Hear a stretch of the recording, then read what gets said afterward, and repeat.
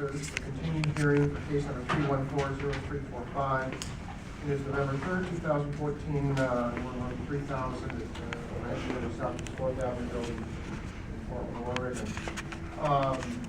What I'd like to do is I have two gentlemen sitting in front of me. I think I recognize them both, but I just want to make sure for the record who I'm talking to.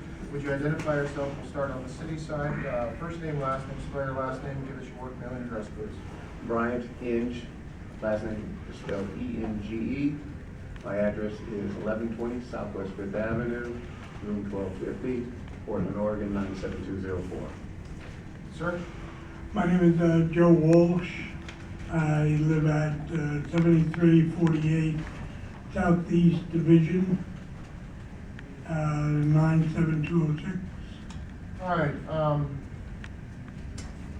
Mr. Walsh, I don't know if you received a copy of the document from Mr. Inge that we received on, I believe, Friday? Friday? No, I did not. No. We're going to make a copy of that and give it to you. I'm only giving you the copy of the document per se.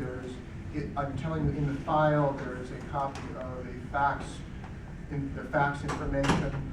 You're more than welcome to have it, but it's more important that you receive this.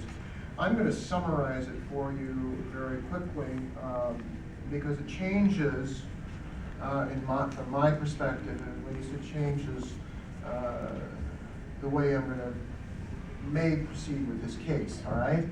And so the document is entitled a motion to dismiss and a motion to quash, all right? And if any of these terms, all right, so if any of these terms you don't understand, I will do my best to sort of paraphrase what I believe they mean, but I'm going to summarize it very quickly, and then I'm going to give you an opportunity to get a full look at that. So don't worry that you haven't been able to read it. I remember in school people always look over your shoulder and they say read it quickly. I'm not going to look over your shoulder, and I'm not going to force you to read it quickly because that would be unfair. But the document itself indicates that the case is moot, and they're asking for the case to be dismissed as a result of it being moot. Secondly is they're asking the subpoenas that I issued to be quashed, and so those are the two broad brush looks at this process. They raise issues that if I decide one way or the other, well, if I decide on those two issues, either way, it's going to have, in my opinion, fairly serious consequences to one or both sides. All right, so what they're asking for is really pretty serious. And so if I grant what they've asked for, in essence, this case goes away from the hearings officer's perspective, not beyond me, but my case goes away and I'm done with it. And that is the mootness issue, and there basically is the motion to dismiss. The quashing issue relates to who testifies and who doesn't testify, right? And that also has, from your perspective, I believe, and also from city representatives' perspective, has some pretty serious consequences, because as I look in the audience, I do not see any of the three folks that were subpoenaed. I don't see them in the audience now. Perhaps I'm looking past them, but I don't do that in any way other than practical. All right, I don't believe they're here.